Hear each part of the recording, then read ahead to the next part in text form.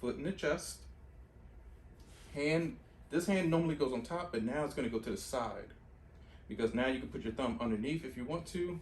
I just hold mine to the side and I just lean, but we're going to see how our arm is perfectly diagonal. I'm going to go towards that arm, or you can just go across the chest. So men's pecs, women's breasts, just go towards that area, or the armpit. So forward. Remember, a count of 5 or 10, give or take, whatever you prefer or you're comfortable with or your client's comfortable with, you're fine. And we ask them to take a deep breath. Sometimes they need to take a deep breath. So you're gonna take a deep breath in, and then slowly exhale.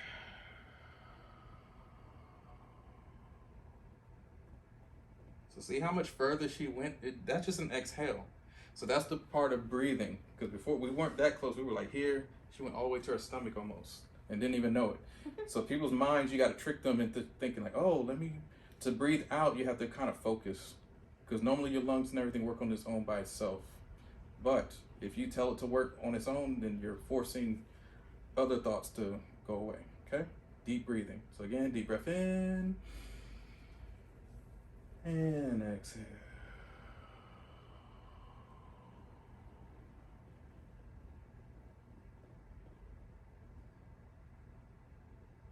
And that's the in feel because you're starting to move and check. That's the in feel. If you know it's at the in feel, let go.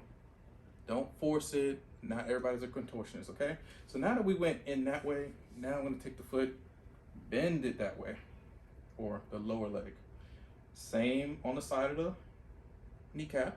This one's on the side of the foot. Or you can go underneath the foot and grab it if you want to. I just like to stay on the side. Deep breath in and exhale. Not too much. And where do you feel that at? Yep.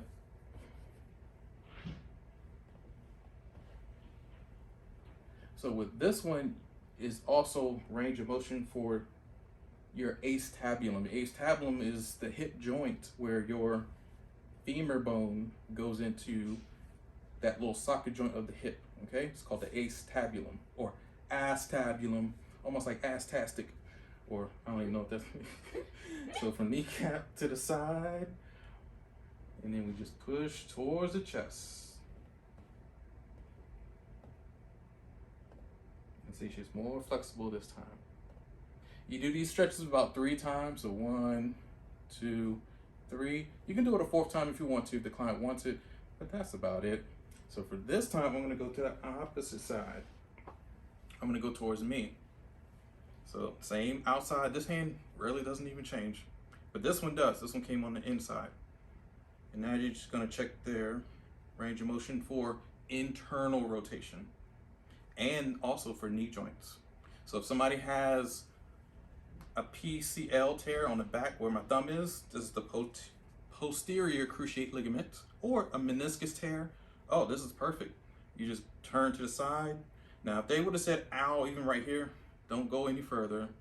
This is why we do sports massage. So everybody thinks we're just massaging an athlete. No, you're actually seeing their range of motion, if they can even endure the next race or contract, event, whatever it is, okay? So they can pass their physical, because their doctor has to sign off on their evaluation forms so they can get that big bonus after an injury. So for this one, going to the outside, and this is internal rotation. This would be external if I'm going this way. Even though I'm going into the body, the femur bone turns outward. It turns that way, like counterclockwise. So this way, the femur bone turns inside. So from here, turn. So it's just like my hand. If my hand is neutral, what side is my hand facing when I get here? Right, it's turning into her. So that internal rotation. So from here, curl that foot down.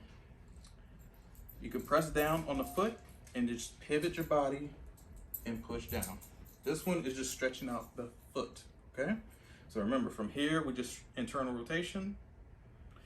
All I did was move in close to the body or the table, put my hand on top of the dorsal side of the foot, push down. You're just holding the kneecap. You're not putting any weight on it. You're pushing down here. And that's your client. How's that feel? Good. Okay. Because you don't want to break feel like, ah. So just nice and gentle. So from here, we're now 90 degrees. Now see how easier it's when you stretch out other things first, this would be easier. Going to this in the beginning is hard to do. I know some people love to do it, physical therapists, doctors, massage therapists. No, try not to do this in the beginning unless your client can do it. If they're a runner, athlete like she is, you're fine. But if you have someone who has low back pain, you look at their soap notes and they had all types of injuries, don't go from just here all the way into, ah, you're gonna injure something. So start slow, then move into this. Remember, crawl, walk, and then run. So from here, I'm gonna add in a little pressure on the hamstrings. And see, it's tighter only because you extended the leg. When the leg is bent, it's easier to go forward into a bent position because nothing is really extended. But from here, and you try to extend out, and then up, it's a little harder back here, but she's good, she's flexible. So in 90 degrees, you can have your hand here, stretched out with this hand on top of this leg so the hip does not rise up, okay? Now what you're doing is going north for a count of 10. 1001, 1002, 1003, 1004, 10. Okay, so after the 10, now you move it into the different planes. Remember how we did diagonal? Okay, we can go diagonal. So after your diagonal, what did we do? We went outside, right, to external. So let's go to the outside.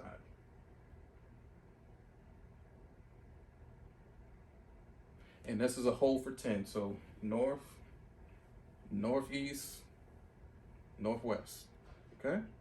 So if they're really flexible, let's just go straight to west. Everything is directional. That's all I'm really saying is by north, east, south, and west. So we go straight out to the side, to the west. So from here, let's just say you get tired of holding the hand, all you're gonna do is put your hip into their leg and then move your position, okay? And you can have your palm press over here if you want to. That's later, that's gonna come when you get to the fancy movements, okay? But for now, just hold their leg. Some people like to come off table if you don't hold. They'll try to move with the leg. But see, she's on the table, she's fine. So here, just lean forward.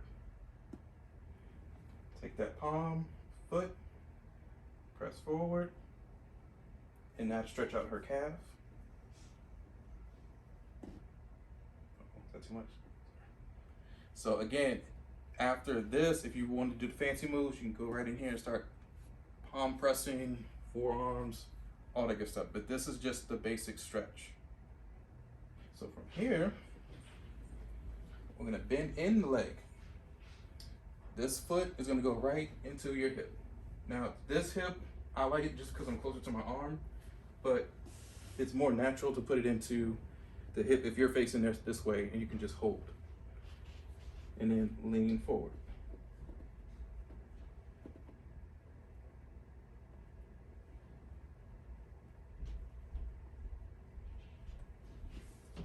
If you do it the opposite side, this is what will happen. Because you're gonna see how I just move. I kind of rarely put this hand here because I feel like I'm gonna fall. But if you do it right here and then lean forward, this has to cross over and it's like, okay, it's a strain. It's like, oh shit. I'm not that flexible. So see how I'm twisting my whole body, but it's a good stretch. I'm just better here. Cause yeah, I just lean into it. That's all. So palm here. This palm can leave this side if you don't, it doesn't come off the table. But see how she's coming off the table? So then yeah, I'll have to keep it on. So after about 1 or 2 treatments, your client is gonna, her hips or his hips are gonna be even on the table. You're not gonna have to worry about their legs coming off. But if you do, Let's just reset them. This leg is gonna go on top of the table. This is gonna go right into the hip again. And then you're just leaning forward so that they can't move. That's all. And when you're leaning forward, don't feel like your body weight is heavy on it. Like, you doing okay? Oh, it's hurt? Okay, sorry. So, right, check in with your client, right? If it's too much body weight, because, yeah, I'm heavy, I need to lose weight, Jesus. It could be too much. So, the hip, hand, just go gentle at first. If they can handle more, then go all the way, okay? So, that leg did not move, which is great. So, oh, sorry. No, you're So, for lower back, let's just say they don't want to flip over. We can take their arm, and she's just going to relax and... sorry. Is it okay? Yeah, I'll put it right there. Okay. All right. So we take their arm, this hand scoops underneath this arm. This hand goes underneath. This hand goes on their hip. And you just pull into the side. Or if their hip, oh, see how you felt the snap? You should feel something. It's okay. So even more. Hold here, press in, and just give a wiggle. You are not supposed to contort their body to where they're falling off the table. No, just a little bit. Muscles and bones don't stretch like other muscles and bones. Like the leg, we bent it way up here, but for my arms and other places, lower back might not stretch that way. So just be careful.